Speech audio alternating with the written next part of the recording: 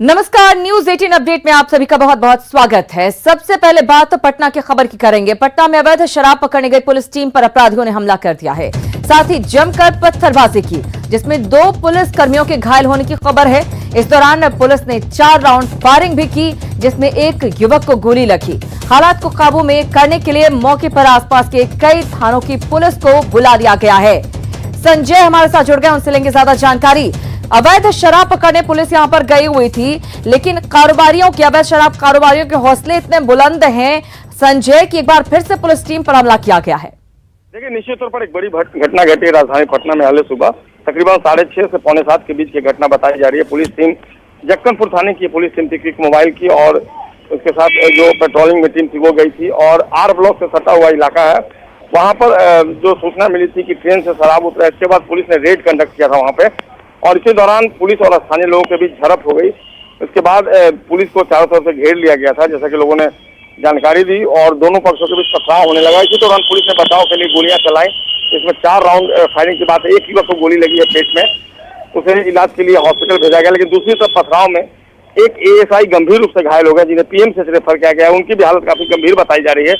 फिलहाल इलाके में स्थिति है कि जो घटना स्थल है वहाँ पर पुलिस की वर्दी फटी हुई है, बैच गिरा हुआ है, कैप गिरा हुआ है। ऐसे में अंदाजा लगाना मुश्किल नहीं है कि जो शराब तस्कर है उन्होंने किस कदर पुलिस की पिटाई की है। और दूसरी तरफ पुलिस जो अधिकारी है वो मौके पर पहुंचने लगे धीरे धीरे। घटना स्थल पर भी कोई जाने की हिम्मत नहीं जुटा पा रहा है, क्योंकि स्थानीय लोग भी बेहद नाराज दिख रहे हैं। जी संजय, क्या कि किसी की गिरफ्तारी हो सकी है या फिर पुलिस अभी सिर्फ वहां पर तैनात है, वहां पर नजर रख रही है और सभी तस्कर फरार हो गए?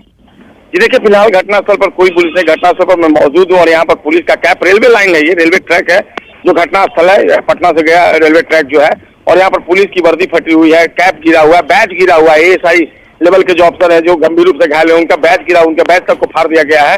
और फिलहाल पुलिस यहाँ मौके पर नहीं है, लेकिन निश्चित तौर पर कह सकते हैं कि शराब तस्करों के हौसले किस कदर बुलंद है कि पुलिस पर लोगों का ये आरोप है कि पुलिस ने बेवजह पकड़ा था, और इसके बाद जब लोगों ने छुड़ाने की कोशिश की तो पुलिस ने फायरिंग की। मौके से खोखे भी बरामद हुए। एक चाय की दुकान है, वहाँ पर खोखे को इकट्ठा करके रखा हुआ, लेकिन पुलिस कहीं दूर दूर तक फिलहाल नजर नहीं आ रही। जी बिल्कुल संजय, बहुत धन्यवाद इस जानकारी के लिए। आप नजर बनाए रखें, क्या कुछ अपडेट होगा आगे अपने दर्शकों को बताएंगे।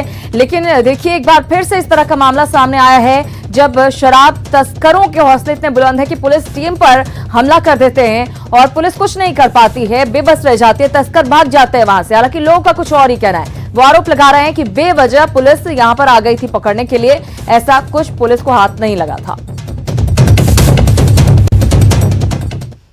बात करते हैं हजारीबाग की खबर की, जहां पर चौपारण के पास जीटी रोड से उत्पाद विभाग ने 178 लीटर अवैध शराब जब्त की, विदेशी शराब जब्त की। साथ ही बिंदा और कर्मा जंगल में कई अवैध शराब भट्टियां भी ध्वस्त की गई और हजारों लीटर अवैध शराब नष्ट कर दी गई।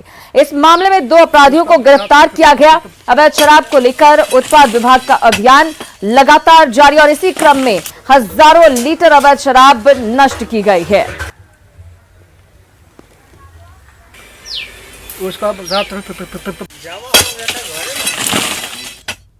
वहीं मुजफ्फरपुर के बिंदेश्वरी कंपाउंड में उग्र भीड़ ने एक शातिर बाइक चोर की सरेआम धुनाई कर दी और उसे पुलिस के हवाले कर दिया। ये चोर बिंदेश्वरी कंपाउंड में खड़ी एक बाइक लेकर भागने की कोशिश कर रहा था, तभी उग्र भीड़ ने उसे धर दबोचा और जमकर उसकी पिटाई कर दी। उसके पास से एक मास्टर की भी मिली है, जिससे वो अब तक कई बाइकें चुरा चुका है। मुजफ्फरपुर पुलिस इस अपराधी के जरिए पूरे गिरोह तक पहुंचने की कोशिश कर रही है।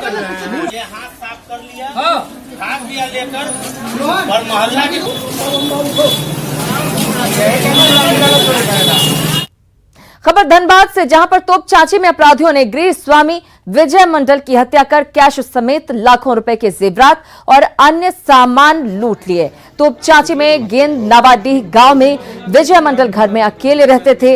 इसी दौरान अपराधी घर में घुसे और इस वारदात को अंजाम दिया। इस घटना से पूरे इलाके में दहशत का माहौल है।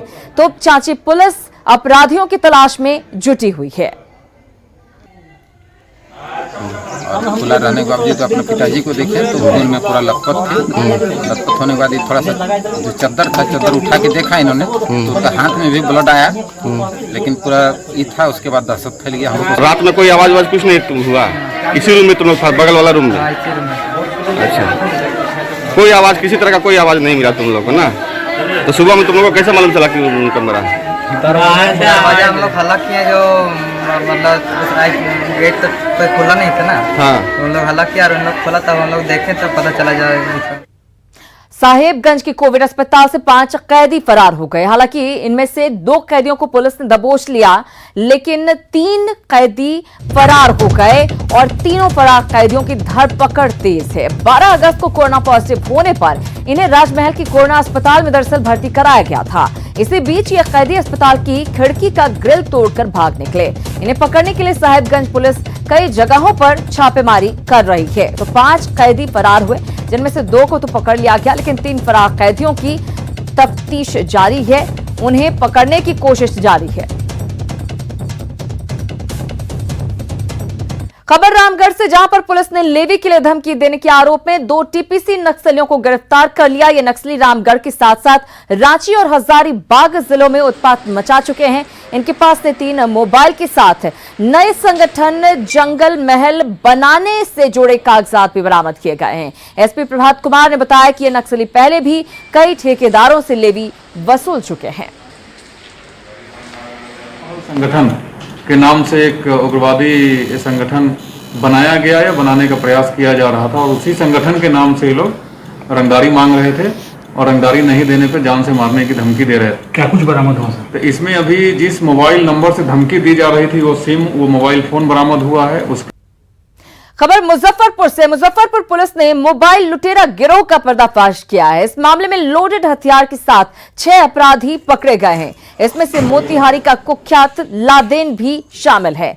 इनके पास से 2 पिस्टल, 25 मोबाइल और 34 सिम बरामद किए गए हैं। बैरिया बस स्टैंड के पास पुलिस की टीम ने इन अपराधियों को धर दबोचा और 34 सिम कार्ड मिला है। साथ ही साथ जो है कि 2 देसी कट्टे मिले हैं, उनके साथ 2 कारतूस हैं और मोटरसाइकिल 3 मिला हुआ है। अंतर जिला गिरोह है, इसमें मोतिहारी के भी लड़के हैं, कुछ शिवर के भी लड़के हैं, कुछ हमारे मुजफ्फरपुर के लड़के हैं और ये सिर्फ 6 ही लड़के नहीं हैं, इसके अलावा भी अन्य लड़के हैं जिनकी जानकारी हम लोगों को हो गई है।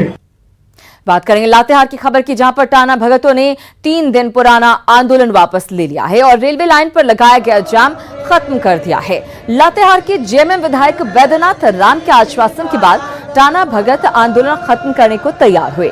टाना भगतों का शिष्टमंडल जल्द ही रांची में मुख्यमंत्री हेमंत सोरेन से मुलाकात करेगा, जिसमें उनकी मांगों पर चर्चा की जाएगी। ये टाना भगत अपनी मांगों को लेकर 3 दिन से रेलवे ट्रैक पर बैठे हुए थे, जिसके चलते बरकाकाना बरवाडीह रूट पर 50 घंटे तक रेल यातायात बाधित रहा था।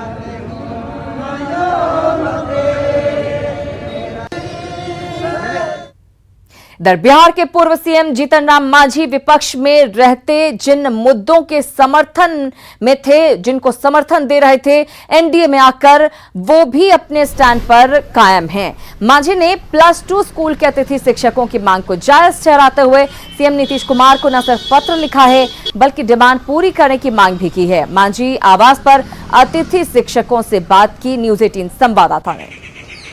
इस वक्त बिहार के +2 स्कूल के अतिथि शिक्षक यहां सीधे पहुंचे हैं, जिन्हें मांझी ने पत्र दिया है और देख सकते हैं ये पत्र सीएम नीतीश कुमार के नाम लिखा गया है। साफ तौर पर देख सकते हैं जीतन राम मांझी ने अपने लेटर पैड पर नीतीश कुमार को पत्र लिखा है, जिसमें वेटेज जो 5 अंक की देने की बात कही गई थी उसे वापस लेने की बात कही गई है। साथ ही सेवा 60 साल करने को लेकर भी सीएम नीतीश कुमार से इन्होंने अनुशंसा किया है।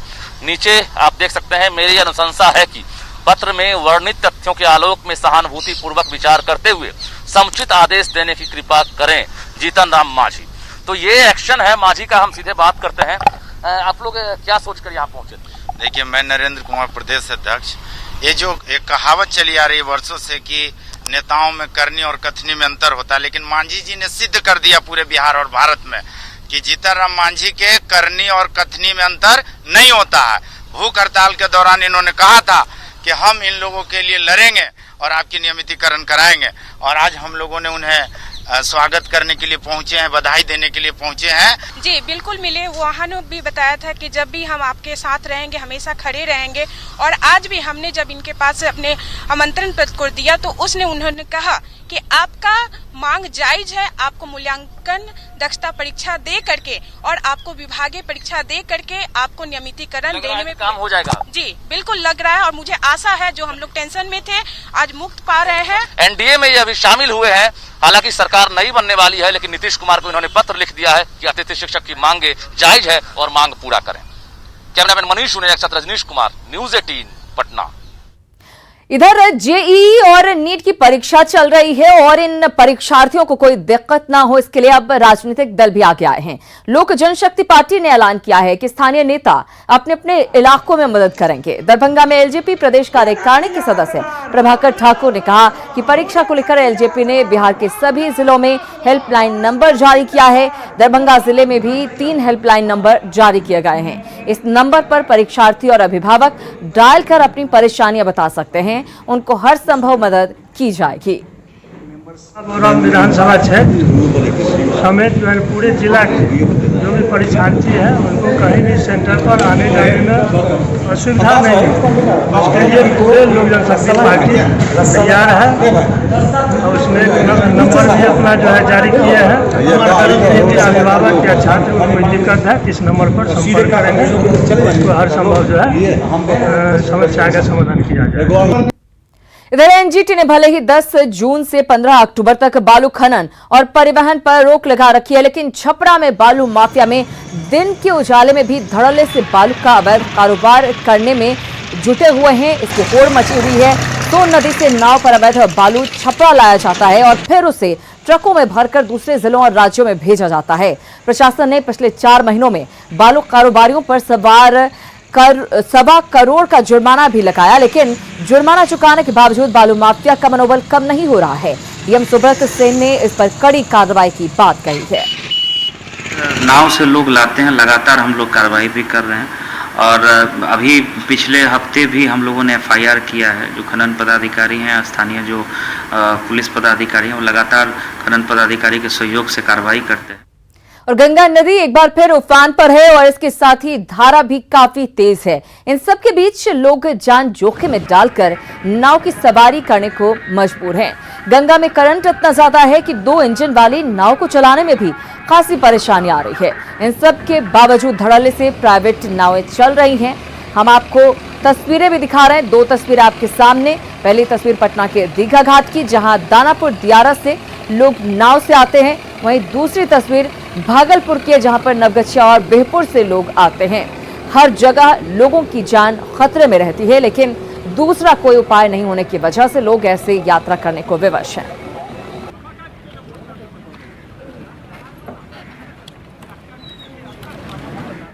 खबर धनबाद से, जहां पर नए एसएसपी असीम विक्रांत मिंज ने पदभार संभाल लिया। साथ ही तमाम डीएसपी, इंस्पेक्टर और अन्य अधिकारियों के साथ बैठक कर विधि व्यवस्था पर चर्चा की। उन्होंने संगठित अपराध पर काबू के साथ साथ विधि व्यवस्था को बेहतर बनाने और पुलिस पब्लिक समन्वय बनाने को अपनी प्राथमिकता करार दिया। इस मौके पर निवर्तमान एसएसपी अखिलेश बी वॉरियर ने उन्हें शुभकामनाएं दी। वॉरियर ने पब्लिक एडमिनिस्ट्रेशन की पढ़ाई के लिए अमेरिका की कोलंबिया यूनिवर्सिटी में दाखिला लिया है। 2 साल की पढ़ाई के बाद वो वापस झारखंड लौटेंगे। कोई भी ऐसी स्थिति को हम लोग हावी नहीं होने देंगे जिससे कि पुलिस को किसी ऑकवर्ड स्थिति का सामना करना। सबसे अच्छी बात है उसमें कि आप तटस्थ होकर के काम करें, रूल्स पर होकर के काम करें। जो हमको जो पुलिस के पास हैं, जो जहाँ पे गलत है तो गलत है, सही है तो सही है। 2 इयर्स का पब्लिक एडमिनिस्ट्रेशन का कोर्स है कोलंबिया यूनिवर्सिटी और मैं फुलब्राइट नेहरू स्कॉलरशिप में जा रहा हूँ। और जो भी मेरी सिखलाई है चतरा, गिरिडीह, चाईबासा और धनबाद, यही मेरे स्टडीज या करियर की बुनियाद है और यहाँ से मेरे को बहुत कुछ सीखने को मिला है धनबाद से। उधर मुजफ्फरपुर में कोरोना संक्रमित मरीजों के लिए सरकार ने बड़ा तोहफा दिया है। पीएम केयर फंड से डीआरडीओ ने 500 बेड का अस्पताल शहर से सटे पताही हवाई अड्डा मैदान में तैयार कर लिया है। डीआरडीओ के अधिकारियों ने निरीक्षण कर नवनिर्मित अस्पताल को पूरी तरह तैयार बताया है। 2 दिनों में जल्द ही अस्पताल में उत्तर बिहार के मरीजों का इलाज शुरू हो जाएगा। न्यूज़ 18 संवाददाता प्रवीण ठाकुर ने अस्पताल का जायजा लिया। कोरोना संक्रमित मरीजों के लिए डीआरडीओ द्वारा मुजफ्फरपुर के पताही हवाई अड्डा मैदान में पूरी तरह से तैयार कर लिया गया है 500 बेड का अस्पताल। और आप जो देख रहे हैं ये आईसीयू वार्ड है जो पूरी तरह तैयार किया गया है। 125 बेड आईसीयू के लिए है और पूरी तरह आधुनिक तरीके से आप देख सकते हैं किस प्रकार ये अस्पताल को तैयार किया गया है। रिकॉर्ड समय में डीआरडीओ ने तैयार किया है, महज एक पखवाड़े के भीतर ये तैयार किया गया है और बस अब उद्घाटन का इंतजार है। तमाम जो डीआरडीओ के अधिकारी हैं उन्होंने इंस्पेक्शन किया है और पूरी तरह इसे कोरोना संक्रमित के मरीजों के लिए तैयार पाया है। क्या पूरी तरह तैयार है? बिहार सरकार के आग्रह पर भारत सरकार द्वारा पीएम केयर फंड से मुजफ्फरपुर के पतही एयरफील्ड पर मात्र 10 दिन के अंदर 15 दिन के अंदर इस हॉस्पिटल को स्थापित किया गया है। इस हॉस्पिटल में 125 नंबर्स बेड जो हैं वो आईसीयू पे हैं और 375 बेड नॉर्मल बेड है, लेकिन उसमें भी ऑक्सीजन की सुविधा है। जहाँ तक आईसीयू का सवाल है, इसमें वेंटिलेटर, मॉनिटर और ऑक्सीजन की पूरी सुविधा है। इस पूरे हॉस्पिटल को जर्मन हैंगर, जिसको आप रैपिड कंस्ट्रक्शन फैब्रिकेशन टेक्नोलॉजी के तौर पे बनाया गया है और इसमें इसकी पूरी लंबाई 185 मीटर और चौड़ाई 140 मीटर है और इसमें इनको कई कंपार्टमेंट में बांटा गया है। जैसे अभी आप जहाँ पे देख रहे हैं ये आईसीयू कंपार्टमेंट है और इसके बाद एक हमारा जनरल कंपार्टमेंट है। पूरी एयर कंडीशनिंग की पूरी व्यवस्था है। इसमें water supply, sewage disposal, biomedical waste और लैब टेस्ट की सुविधा है और इस पूरे पीएम केयर फंड द्वारा इसका वहन किया जाएगा। यहाँ पे जो भी मरीज आएंगे उनको मुफ्त इलाज दिया जाएगा। इस प्रकार जो वर्ल्ड क्लास फैसिलिटी के तहत ये पीएम केयर फंड द्वारा कोरोना संक्रमित मरीजों को समर्पित ये अस्पताल पूरी तरह तैयार कर लिया गया है और महज एक पखवाड़े के भीतर ये सब हुआ है और अब बस इंतजार है कि इस आधुनिक अस्पताल में किस प्रकार कोरोना संक्रमित मरीजों को इलाज कराया जाता है। बताया जा रहा है कि अगले 2 दिनों के भीतर ये अस्पताल पूरी तरह चालू हो जाएगा और कोरोना संक्रमित मरीजों को समर्पित किया जाएगा। कैमरामैन संजीव के साथ प्रवीण ठाकुर, न्यूज़ 18 मुजफ्फरपुर।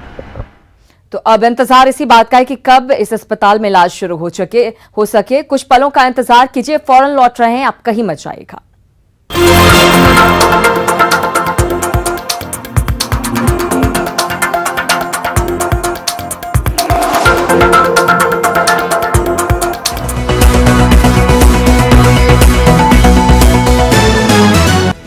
जोहार झारखंड में है पटना की बड़ी खबर की बात करेंगे। पटना में अवैध शराब पकड़ने गई पुलिस टीम पर अपराधियों ने हमला कर दिया, साथ ही जमकर पत्थरबाजी की जिसमें 2 पुलिसकर्मी घायल हो गए। इस दौरान पुलिस ने 4 राउंड फायरिंग भी की जिसमें एक युवक को गोली लगी।